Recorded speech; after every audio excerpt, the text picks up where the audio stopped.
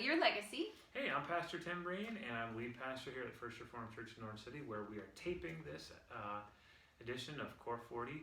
Week 27, and it's What Saved People Do.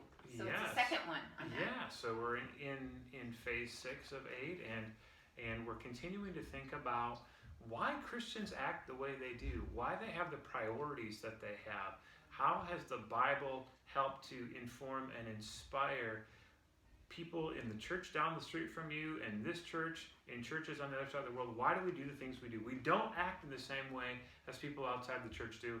What's behind that? What's in that? What are the instructions from Scripture that point us in those directions? So let's get to it. Yeah. Or is it my turn to ask you a question? Fire at will. Okay, so I really like, now you guys should be able to download, if you haven't already, you can download a one-pager. But at the end, we talk a little bit about these 3 things that I think we should highlight. So first is, you list it this way. First, we act justly. Then, second, we love mercifully. And then finally, we assume this posture of humility. Do you want to break them each down? I do. What I want to do, even before I break them down, is mention that together they represent a contrast.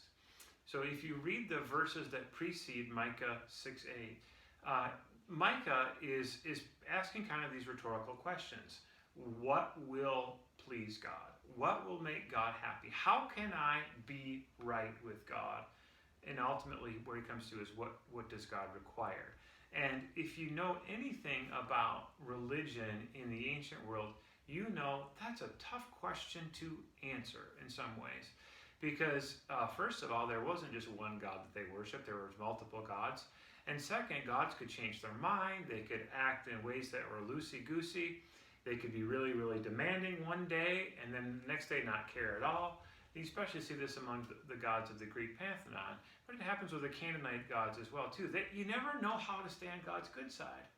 And you want to have a good relationship with God, you want to do what God expects of you, but you're never quite sure. And that leads to some really, really, let's just name it, very tragic things happening. And Micah even kind of alludes to this. They would sacrifice their children. Yeah, it's crazy. It's hard to even imagine. You know, you've got a couple beautiful daughters. I have 3 kids, and to think to keep that God happy this week, I have to sacrifice my child. That's the extreme case, but it's at the end of a spectrum of who knows what the gods might want this week. So Micah says, now what does the true God, Yahweh God, really require of us? What does God want to see people up to when God observes us? And he comes up with these 3 things. And so let's take them one at a time. Where do you want to start? Oh, let's just start act justly. Yeah. Because we're not perfect, we're going to sin. And yet he's okay with that sometimes, sort of okay with it. Why? Yeah, well, I think that what the word justice, both in the Old Testament and New Testament, is really tightly bound up and interpreted in different ways, justice and righteousness. Mm-hmm. So what I picture is I use Microsoft Word a lot, right? Maybe you use an Apple app or something like that, or a Google Doc.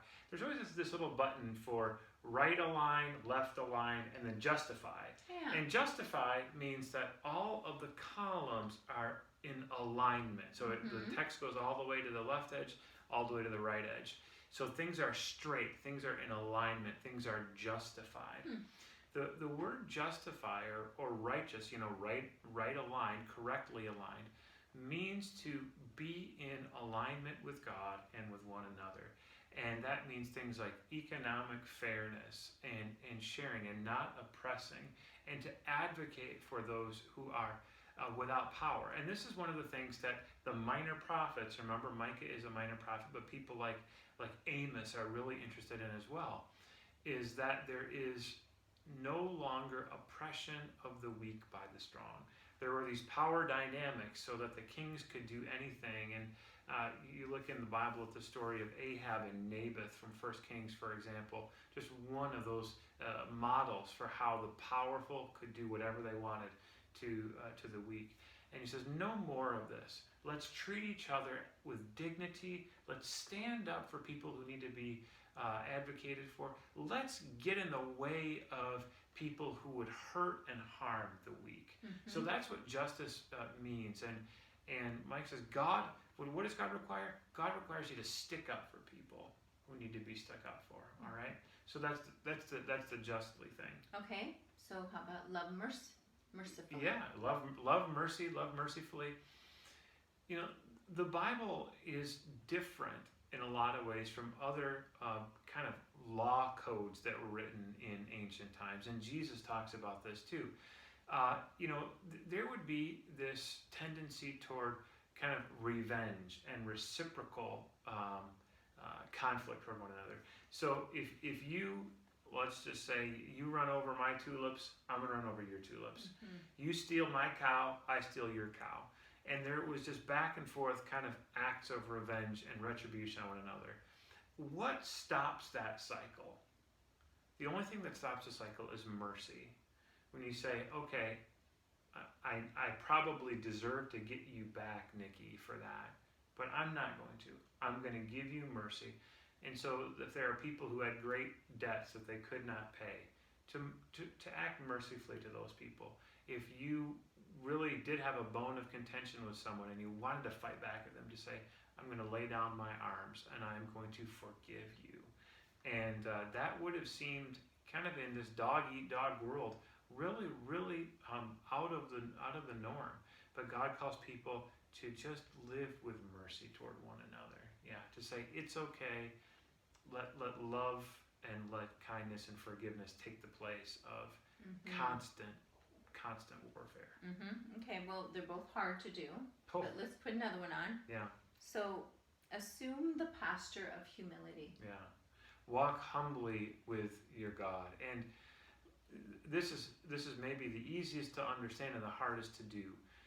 That is to acknowledge the lordship of God, and Christians would say of Jesus Christ, and not your own autonomy, and not that you run your own show, and that you live your life listening for God. That's what humility implies.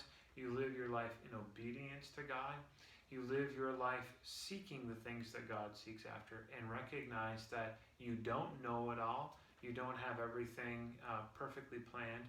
Humility says, God, I trust you. And so when those day-to-day issues come up and you're like, I had a plan and it didn't work, well, who are you going to go to? And then next time, before you make your own family plan, who will you go to? And then the time after that, even as you anticipate problems arise, who do you go to? So that you're continually kind of falling deeper and deeper into the arms of God, of Jesus Christ, of the Holy Spirit, and relying less and less on your own wit and wisdom and maybe your strength.